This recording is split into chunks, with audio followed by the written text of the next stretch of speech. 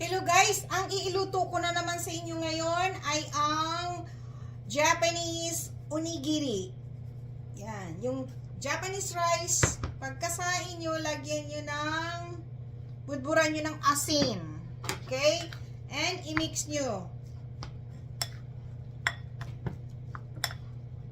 Mix. Ang palaman natin is yung smoked, grilled salmon, inihaw ko na yan, at yung beef. Ito yung beef na gyudon. Okay? Wait lang. Guys, gagamit ako ngayon ng hulmahan ng onigiri. Nakabili ako. Yan siya. Nabili ko siya sa Amazon. Yan, ganyan lang siya. Yan. Lagyan nyo ng kanin. Ilalim konti.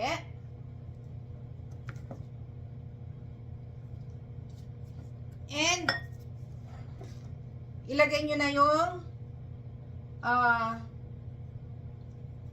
what do you call this? Anihin nyo muna pala. What do you call this? I-spread nyo na mabuti sa ilalim, okay? Yan. And ilagay nyo na yung beef sa gitna. Parang lagyan nyo pala ng konting butak sa gitna. Konti lang naman.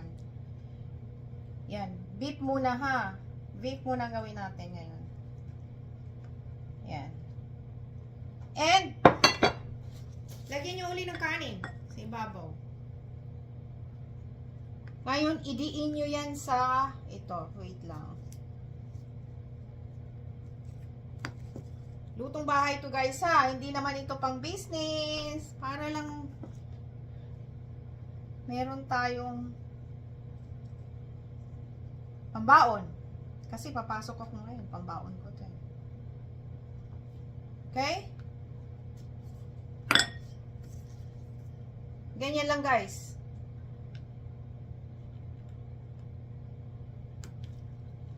Diin nyo mabuti ha. Wait nyo ha. Yan, diin nyo mabuti. Para siksik siya. Diba? Ang ganda, oh. Hindi ka na mahirapan mag-shape-shape pa ng kamay mo. Yan. Ganyan na siya. Yan. Merong malaki, merong maliit. Yan. Pwede nyo bawasan ng kanin. Yan, tingnan nyo ang ganda, oh. Here we go. Yan na siya, oh. Yan. Yan. Ayan na. Here we go. Yan na siya. May shape na siya. Ang ganda, oh. Ngayon, balutan nyo ng nori. Ibalot niyo yung nori. Ganyan.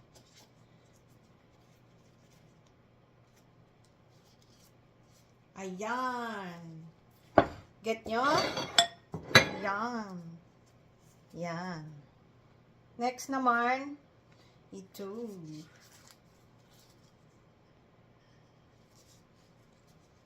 Yan. Here we go. Yan. Ang ating onigiri. So, susunod nating gawin, ganun pa rin ang proseso, is yung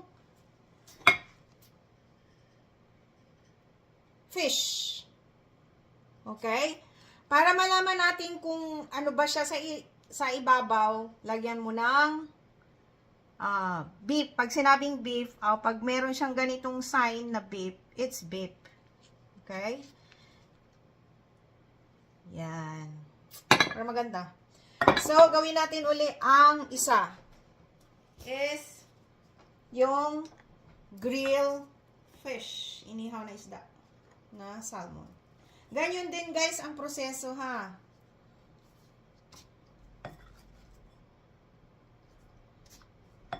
Hindi ko na siya binudbura ng asin. Kasi, kasi yung iba guys, bago nyo i-shape, pagkatapos ng shape, nag-spread sila ng asin doon sa onigiri. Pero ngayon, kasi nalagyan ko na siya ng asin, wag na lang. Ito. Fish, dito na ngayon sa fish. Yan. Sarap kaya. Yan. Wow. Okay, kita nyo? Yan. Inihaw na salmon. Yes. Tamihan nyo. Okay? Tapos lagyan uli ng kanin sa ibabaw. Ito naman, lakihan ko na. Sayang. Sayang yung matitirang kanin. Yep. Yan.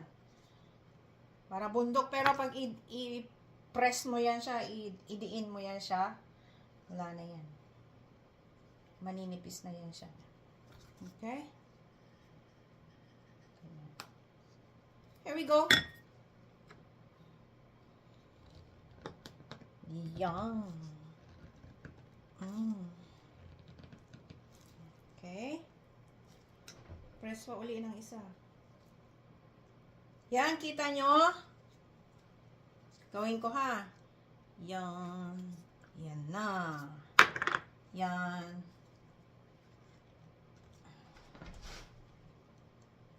Dikit na dikit kasi yung kanin. Namo guys, oh. Ganda, no? Nabili ko siya sa Amazon. Yan, pwede kayong bumili sa Amazon. Mura lang siya. Ayun ko. Kano ba ito? Nakalimutan ko. Hindi kasi ako bumili niyan. O, ayan na. Wow! Lumabas na yung salmon. There we go.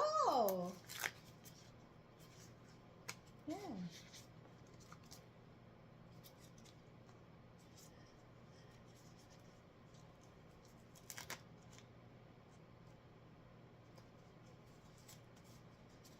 Yan na.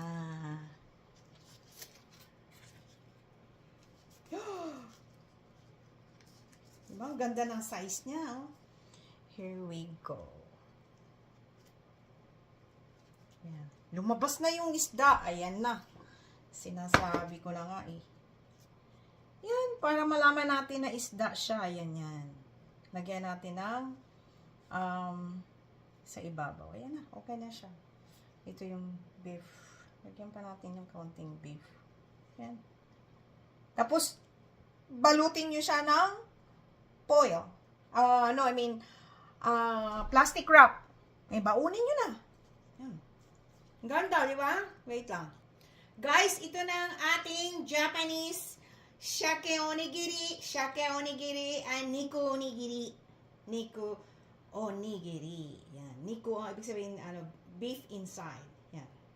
Yan, ganda, di ba? Thank you for watching, guys. Please subscribe, like, and share. And i-click nyo na rin yung notification bell para palagi kayong updated sa aking mga bagong video. Bye! Guys, paki-share naman ang video ko sa ibang mga kaibigan yung my YouTube channel, ha? Thank you. God bless all. Yan na.